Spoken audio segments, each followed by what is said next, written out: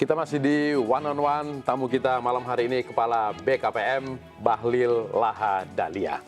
Bung Bahlil, ini kita menggenjot investasi ala Bahlil, itu yang kita buat. Nah, ketika kemudian masuk ke lokasi yang penuh dengan macam-macam ini, apa sih yang menguntungkan buat Bung Bahlil dengan pengalaman yang selama ini dilakukan di lapangan? Ya saya waktu masuk, kadang-kadang di demo, diusir, ya saya nggak kaget aja. Karena ilmu-ilmu begitu kan dulu saya juga buat. Ya, jadi ilmu bagaimana cara menggertak agar nggak boleh pejabat masuk, agar nggak ketahuan. Oh dulu kita buat juga, supaya mengelabui kan. Jadi saya ketawa aja, Jadi saya begitu semakin ditantang saya semakin maju, nggak ada urusan saya. Yang penting kita bekerja atas dasar aturan, Saya ajak ngobrol baik-baik sama mereka, kita cari solusi. Kita undang mereka ngobrol, kita bicara. Tapi harus kita sekali lagi kita tidak boleh zolim sama orang. Kita harus pada posisi tengah. Kalau itu memang bisa kita lakukan, kita lakukan. Nah contoh katakanlah saya menyelesaikan investasi di kabupaten di Jawa Tengah ini, perbatasan Jogja Klaten. Ada investasi yang mohon maaf, investasinya itu nggak sampai 1 miliar. Saudara kita yang mohon maaf dia cacat. Saya pernah baca di media, kemudian saya lihat, saya langsung turun ke sana menyelesaikan. Dia membangun crasher, izinnya 2 tahun lebih nggak dia 2 tahun lebih sudah punya tapi nggak bisa jalan-jalan karena ada satu landasan yang halah. Waktu saya masuk di sana di demo saya oleh rakyat, sebagian masyarakat saya di demo. Tapi saya datangi oleh ajudan sama Kapolres menyampaikan waktu itu, Pak kalau bisa jangan Bapak masuk karena masyarakat udah demo. Saya bilang enggak mas, saya tetap akan datang. Saya datang ke sini untuk masuk ke situ. Dan saya datangi. Saya ajak mereka ngobrol baik. Dan saya putuskan harus investasinya jalan. Nggak boleh. Negara harus hadir untuk memastikan agar setiap investor, baik kecil maupun besar, kalau sudah sesuai aturan harus jalan. Jadi yang memudahkan saya apa ya? Memudahkan saya kan terbiasa aja di lapangan. Nggak tahu mereka dulu pernah masuk penjara gara-gara demo. Aduh, gertak-gertak itu udah selesai lah bang. Ya gaya-gaya begitu, tapi itulah seninya, Bang, seni. Tapi yang penting kita harus punya niat yang baik, gitu kan, dengan cara yang baik kita komunikasikan. Terkait dengan perizinan, saya sebetulnya tadi memilih kata egoisme sektoral, tapi Pak Bahlil tadi menyatakan arogansi sektoral. Emang parah ini tumpang tindih perizinan ini? Ini kan gini Bang ya, saya berangkat dari 2 hal. Berangkat dari pengalaman saya 10 tahun lebih, 17 tahun menjadi pengusaha. Dan berangkat dari pengalaman saya ketika masuk di birokrasi di BKPM. Ini juga sama dengan angin, dapat dirasakan nggak bisa dipegang. Tapi bahwa ada iya. Di Indonesia ini kita terlalu merangkai membungkus sesuatu dengan kata-kata yang manis, tapi kadang-kadang kita terhindar dari substansi. Saya kenapa memakai narasi arogansi? Biar lebih jelas aja. Kita ini kan mau memperbaiki, tidak kita memperbesarkan masalah, tapi masalah itu kita katakan itu masalah dan kita perbaiki. Nah mungkin karena saya orang timur ini kan mau bohong susah, antara muka dan hati itu harus sama. Kalau tidak, itu pasti ketahuan gitu. Nah saya kebetulan tidak pandai untuk membuat narasi kosakata yang membungkus-bungkus itu, makanya saya memakai arogansi, kata arogansi. Termasuk waktu itu pernah memberikan pernyataan, ada seorang gubernur di daerah timur sana, jangan sampai merasa jadi presiden. Itu kok sampai menyampaikan hal itu? Ya jadi gini, ada laporan. Saya kan rapat sama seluruh kepala-kepala dinas DPM PTSP, baik provinsi maupun kabupaten, itu rakor. Saya ngecek satu-satu mana dinas yang belum mendapat pelimpahan kewenangan dari kepala daerahnya. Ya di absen satu-satu. Padahal itu kan sudah perintah dari Impres nomor 7 dan surat perintah Menteri Dalam Negeri untuk meminta agar seluruh perizinan di dinas maupun bupati wali kota gubernur dilimpahkan kepada DPM PTSP daerah tersebut. Ternyata masih ada 1 provinsi, tapi nggak elok lah aku bilang.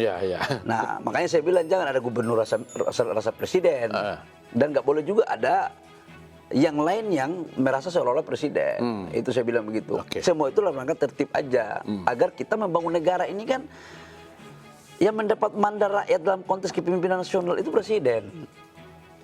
Soal lain kalau perintah presiden itu tidak sesuai dengan undang-undang. Tapi kalau sesuai undang-undang kan masa kita nggak tertib sih? Harusnya tertib dong. Apakah tidak ada undang-undang yang menyatakan bahwa perizinan itu kadang-kadang memang kekuatannya di daerah, bukan di pusat? Enggak, gini Bang. Sekalipun undang-undang, sekalipun daerah mendapat kewenangan atas perintah undang-undang, nggak ada masalah. Tapi izinnya itu di dinas DPMPTSP Kabupaten Kota provinsinya. Jangan dipegang lagi oleh bupati, gubernur.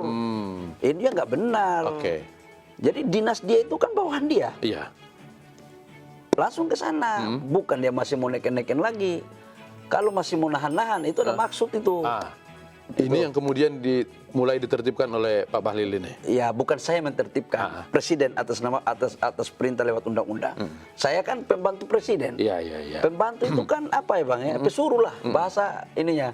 Ya kita kalau sudah diperintahkan, yang bisa memerintahkan kita itu cuma dua, perintah presiden dan perintah undang-undang. Ya. Enggak, kalau sudah perintah presiden yang sudah sesuai undang-undang, wajib dijalankan. Enggak boleh didiskusikan, tetapi dijalankan. Terkait dengan perizinan, kita sekarang sedang membahas Omnibus Law, Undang-Undang Sapu Jagat, yang banyak juga menyederhanakan perizinan. Apakah ada jaminan bahwa nanti perizinan yang sederhana itu akan menarik investor? Iya, jadi gini. Saya harus mengatakan begini ya, ketika dibilang bahwa Undang-Undang Omnibus Law, Undang-Undang Omnibus Law ini kan gabungan dari 79 undang-undang yang menjadi Undang-Undang Omnibus Law, dicopot 170 pasal lebih menjadi 1.200 pasal lebih, 15 bab. Dari 1.200 pasal lebih itu ada 700 pasal lebih, di 760-an pasal kalau tidak salah, itu bicara tentang 4 klaster. Kemudahan berusaha, investasi, UMKM, UMKM dan memulai berusaha. Tujuannya sebenarnya undang-undang ini adalah lahir akibat dua hal. Pertama adalah tumpang tindih regulasi dan panjang. Yang kedua adalah kita ingin cipta lapangan kerja. Karena kita ini pengangguran kita ini 7 juta. Setiap tahun pengangguran itu 2,5 juta. Kalau tidak ada terobosan baru dari negara untuk menciptakan lapangan pekerjaan, kemudian bagaimana cara menampung mereka ini? Nah, Undang-Undang Omnibus Law ini bukan untuk buruh atau karyawan yang sekarang sudah ada. Mereka nggak kena apa-apa nih. Ini untuk yang baru, yang kita harus cipta lapangan pekerjaan ini. Nah, tidak ada impact apa-apa kepada yang sekarang aturan-aturan tersebut? Sedikit sekali. Sedikit sekali. Maka yang kita membuat ini agar percepatan perizinan, kemudahan dalam berusaha, kemudian bagaimana investasi masuk, tujuannya dua. Bagaimana menciptakan lapangan pekerjaan, bagaimana negara mendapatkan pajak. Sebenarnya di situ Bang. Nah kalau ditanya apakah benar dengan Undang-Undang Omnibus Law ini bisa melahirkan itu, saya katakan iya. Target 886 triliun ini dengan undang-undang yang ada sekarang tanpa Omnibus Law, kendalanya apakah di perizinan itu? Iya, di perizinan. Tumpang tindihnya itu loh, kabupaten, kota, provinsi, kemudian syarat-syarat lain yang disyaratkan oleh kementerian lembaga karena atas perintah undang-undang juga. Kementerian lembaga nggak salah juga, bupati, wali kota, gubernur pun nggak salah karena memang itu perintah undang-undang. Karena perintah undang-undang yang terlalu ribet itu, maka undang-undang yang ribet itu dicomot satu-satu pasalnya itu pasal-pasalnya agar tidak ribet. Undang-undangnya yang ribet sebetulnya atau para pelakunya ini yang membuat ini menjadi ribet? Kalau bisa susah fair. Kenapa harus dibuat? Kalau bisa fair. Ya. Pertama bahwa undang-undangnya. Yang kedua ya ada oknum lah. Nggak boleh juga kita munafik bahwa nggak ada. Jadi undang-undang itu kalau sudah bagus harus juga ditunjang oleh aparat negara yang menjalankan dengan baik gitu loh. Kalau ditanya apakah sempurna, ya jujurlah kita katakan belum sempurna. Adalah oknum-oknum juga 1-2. Tapi yang banyak yang lebih bagus kok. Kalau misalnya kemudian nanti disederhanakan undang-undang itu menjadi Omnibus Law, apakah memang kita menginginkan jumlah yang lebih besar lagi dari? Oh ya. Itu untuk target pertumbuhan berapa? Kita kan target pertumbuhan ekonomi kita pada 2024 yang disusun oleh Bappenas itu kurang lebih sekitar 6,4 sampai 6,5%. Itu harus terjemahkan dengan berapa besar investasi? Sekitar 2.000 lebih. 2.000? Iya. Berarti hampir harus naik 200% dari yang sekarang? Yes. 2.000 lebih itu. Maka yang harus dilakukan adalah reformasi regulasi. Dan Omnibus Law ini adalah instrumen untuk menyelesaikan hal itu. Oke. Kalau undang-undangnya satu-satu dicomot-comot baru dibuat sendiri-sendiri, sampai periode selesai pun nggak selesai itu. Gitu Bang. Ketika kita sekarang sedang melaksanakan reformasi regulasi, tentu ada impact-nya terhadap perekonomian kita. Iya, otomatis. Jadi gini, saya ingin menjelaskan begini. Investasi itu melahirkan pada 4 hal. Yang pertama itu adalah lapangan pekerjaan. Yang kedua itu kalau produk hasil akhirnya adalah substitusi impor, dia akan memperbaiki defisit neraca perdagangan kita. Yang ketiga itu adalah mendapat pajak. Yang keempat, kalau itu adalah produk ekspor, itu akan memperkuat juga neraca perdagangan kita. Nah, BKPM dalam posisi sebagai instrumen pemerintah yang bertugas untuk, pertama, dengan Undang-Undang Omnibus Law itu dia akan melakukan promosi kepada pihak investor baik dari dalam maupun luar negeri, baik besar maupun kecil, tentang perubahan sistem perizinan yang ada di negara kita. Bahwa sekarang sudah Bahwa mudah. sekarang udah berubah nih, udah bagus nih. OSS kita perkuat, itu satu.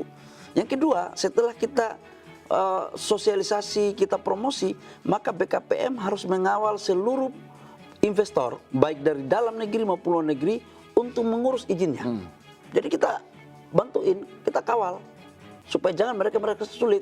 Yang ketiga, BKPM juga akan melakukan mendampingi untuk sampai dengan financial closing. Setelah itu selesai, apakah selesai kerja BKPM? Enggak. Tambah lagi satu, dia harus memastikan bahwa investasinya itu harus tereksekusi. Tidak boleh ada hantu-hantu di lapangan ini mengganggu ini investasi mereka. Kita pastikan itu, makanya kita buat satgas. Ada satgas dengan Jaksa Agung, ada Jaksa dengan Kapolri, ada satgas dengan internal BKPM dengan Pemda. Kemudian yang kelima adalah kita memastikan sampai dengan investasi tersebut berproduksi. Karena kalau investasi tereksekusi kemudian menjadi mangkrak, negara belum mendapat apa-apa. Karena ending daripada investasi, negara itu mendapatkan multiplier efeknya ketika investasi itu berproduksi. Di masyarakat banyak orang bilang bahwa izin ini menjadi penghalang dari investasi karena di izin itu banyak sekali orang yang cawe-cawe untuk mendapatkan sesuatu. Sekarang BKPM harus mendampingi itu semua untuk memudahkan. Dapat tantangan nggak di dalam? Jadi gini Bang, dulu BKPM itu hanya mengeluarkan NIB, nomor induk berusaha lewat OSS, itu 3 jam, itu benar.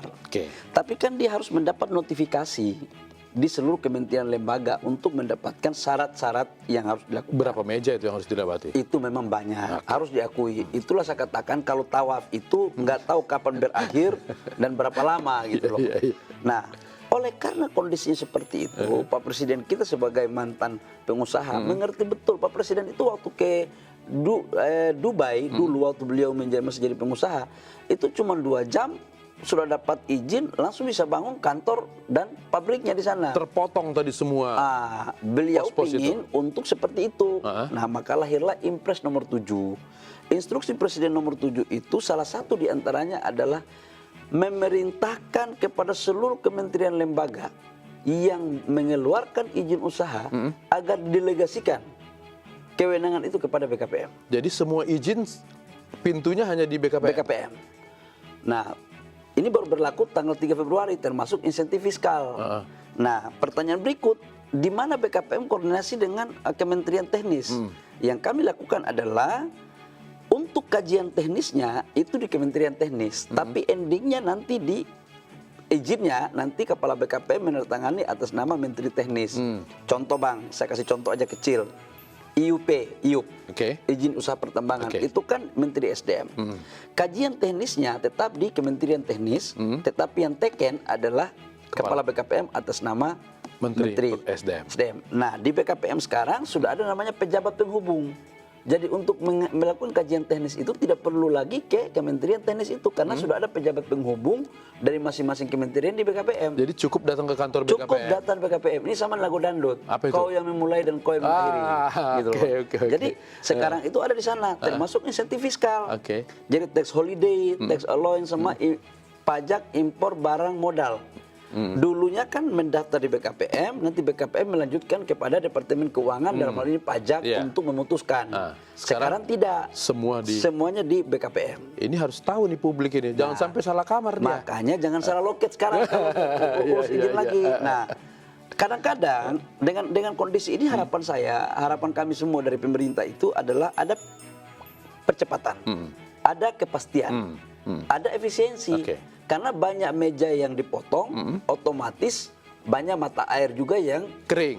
Saya tidak tahu kering atau kurang atau apa, saya tidak tahu ya. Abang Latif yang paling pemahaman itu. Nah, tapi bagi kami adalah dengan pendelegasian kewenangan ini, maka kami di BKPM sudah memerintahkan kepada deputi di bidang pelayanan, saya di atas meja saya itu tidak boleh lebih dari 2 hari. Masuk teken. Makanya kita kerjanya sampai malam pun. Karena agar cepat orang berusaha, dengan cepat izin kita keluarkan, maka pengusaha itu cepat menjalankan usahanya. Dengan cepat menjalankan usahanya, maka lapangan pekerjaan tercipta. Multiplier efeknya. Jadi jangan kita merasa karena izin kita yang buat seolah-olah kita juga raja kecil juga. Nggak boleh. Begitu kita tahan izin, itu sama dengan kita menahan orang nggak dapat lapangan pekerjaan. Begitu kita tahan izin, itu sama dengan menahan juga pendapatan negara via pajak. Begitu kita tahan izin, kita juga sama dengan menurunkan tingkat efisiensi dan daya saing usaha kita di negara. Dampaknya apa? Negara yang rugi. Negara juga. Nah, pejabat negara ini kan sebenarnya pelayan negara. Siapa yang punya saham? Rakyat. Oleh karena itu kita harus melayani rakyat dengan baik. Selama dia juga memenuhi unsur aturan perundang-undangan. Jangan juga datang abuleke kan. Apa itu? Abuleke bohong-bohong. Nah, sekarang semua mata air itu pindah ke BKPM. Bagaimana cara Pak Bahlil mengamankan tim di sana supaya nggak jadi... Saya nggak mengatakan bahwa mata air pindah ke BKPM, itu bahasa Bang Latif. Kami di BKPM tidak pernah melihat itu kering air atau mata air.